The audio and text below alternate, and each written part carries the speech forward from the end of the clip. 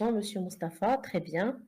Donc voilà, parce qu'il faut mentionner aussi ce terme de en pleine croissance, ça veut dire qu'elle est en train de se développer. Il y a plus de demandes, plus de travail, plus de projets. Donc c'est normal que la structure va être un petit peu affectée. Donc voilà, on pourra on peut embaucher encore des leaders ou bien on peut carrément changer la structure de travail. Très bien, Monsieur Mustapha. Ça aussi, c'est une très bonne idée. Très, très bien. Donc, on va passer pour le deuxième cas. Donc, pour le deuxième cas, est-ce que vous pouvez lire, mademoiselle Asma, s'il vous plaît? Une entreprise de textile subit une forte baisse de commandes à cause d'une crise économique mondiale. Les entreprises sont inquiets. Les employés. Les employés sont inquiets. Certains craignent le licenciement. Le dirigeant doit choisir son style de leadership. Être autocratique pour prendre des décisions rapides, réduire les coûts, restrictuer ou démocratique, participatif pour implémenter ses collaborateurs dans la recherche de solutions. La question, dans une telle situation de crise, quel style de leader semble le plus adopté et pourquoi? Donc ici, c'est très simple. Donc on a une situation de crise économique mondiale. Donc on a une inquiétude des employés qui ont peur d'être licenciés. Ça veut dire d'être bien sûr sans travail ou bien de se trouver sans travail. Donc le dirigeant doit choisir ou bien d'être autocratique pour réduire les coûts et restructurer ou démocratique pour chercher des solutions. Donc, vous devez bien sûr choisir quel type de leadership. Si c'est mademoiselle Asma qui est dans cette situation ou bien si c'est monsieur Mustapha qui est dans cette situation, qu'est-ce qu'il va faire et pourquoi? Donc, je vous donne 5 minutes, s'il vous plaît, rapidement, vous essayez de répondre à ce cas-là. Madame, dans ce cas, on a deux problèmes. Le problème, c'est que l'entreprise est en cas de crise. Et la deuxième chose, c'est qu'on a un crise économique mondiale. Donc le risque ici de risque est très élevé. Donc chaque décision, euh, elle va soit sauver l'entreprise, soit elle va, euh, comment on dit, rendre l'entreprise ou poser l'entreprise dans une faillite. Donc, pour moi, je vois la solution ou le style le plus adapté ici, c'est de réduire les coûts et utiliser le style autocratique parce que comme ça, on sait très bien que elle va résoudre le problème et euh, on va diminuer le risque du faillite. Et après, après qu'on va passer la crise, on peut utiliser le style démocratique et comme ça, va bénéficier des idées et de la collaboration de l'équipe pour recruter les employés qu'on a, comment on dit, On a licencié. oui, qu'on a licenciés. D'accord, très bien. Ça peut être une méthode. Monsieur Mustapha, qu'est-ce que vous pensez par rapport à cette situation?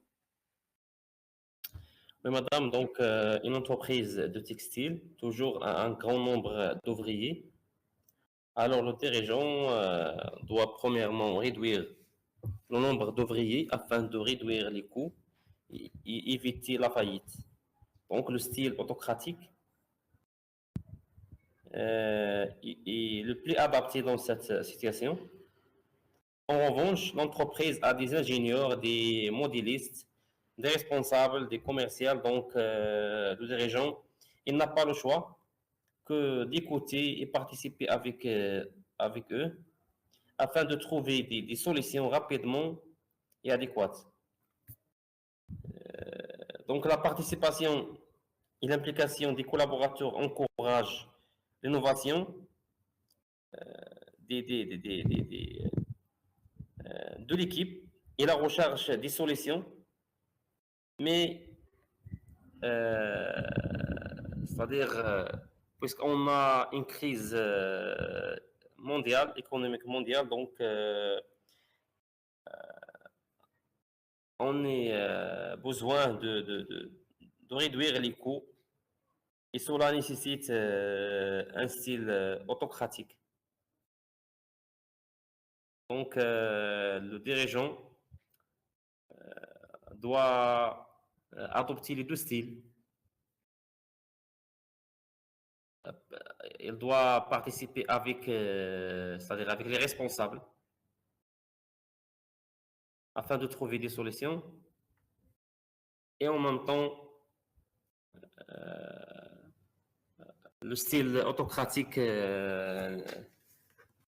pour réduire les coûts, pour minimiser les ouvriers, le nombre des ouvriers.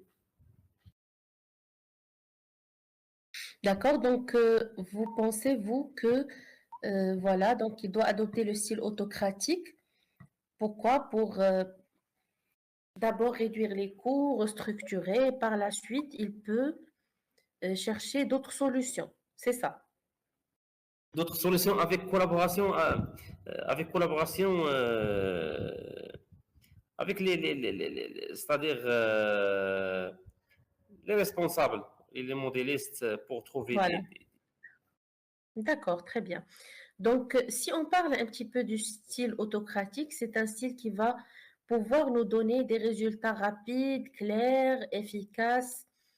Donc, ça veut dire on peut, par exemple, réduire le nombre d'employés, fermer quelques sites. On peut se spécialiser peut-être sur une partie qui est rentable. Si on parle de tout ce qui est style démocratique, c'est plutôt l'implication des employés. On peut donner des idées nouvelles, ça veut dire on essaie de trouver des solutions ensemble. Donc aussi, c'est la confiance durable entre tout le monde. Mais bien sûr, dans l'urgence, dans une situation de crise, c'est une situation d'urgence. Ça veut dire tout ce qui est, tout ce qu'on peut faire, c'est d'agir rapidement. Ça veut dire se sécuriser, réduire le maximum des charges, essayer un petit peu de stabiliser la situation pour ne pas tomber dans la situation de faillite. Et bien sûr, le style participatif peut être adopté pour relancer l'entreprise par la suite et bien sûr reprendre à nouveau l'activité. Donc, très bien. Donc, c'est une très bonne analyse de votre part. Donc, on peut adopter l'autocratique sur le court terme et le démocratique pour le long terme. Très bien. Donc, il nous reste bien sûr une dernière situation. Donc, je vais demander à Monsieur Mustapha de nous lire le dernier cas. Donc, dernier cas, c'est leadership et succès organisationnel. Allez-y, Monsieur Mustapha.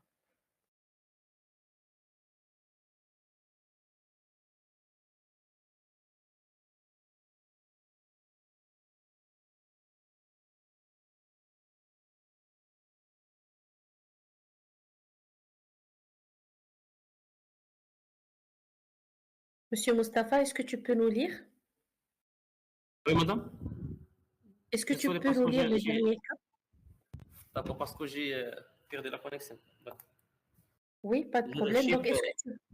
oui, d'accord. Oui, c'est le dernier cas qu'on va étudier aujourd'hui. D'accord. Leadership et succès organisationnel. Dans une entreprise de service, le directeur général est reconnu pour son charisme et son autorité. Pourtant, l'entreprise traverse des difficultés car les employés manquent de compétences techniques et ne suivent pas toujours les consignes. À l'inverse, un PME, c'est-à-dire une petite et moyenne entreprise voisine, fonctionne avec un leader plus discret, mais qui mise sur la formation et la compétence de ses collaborateurs.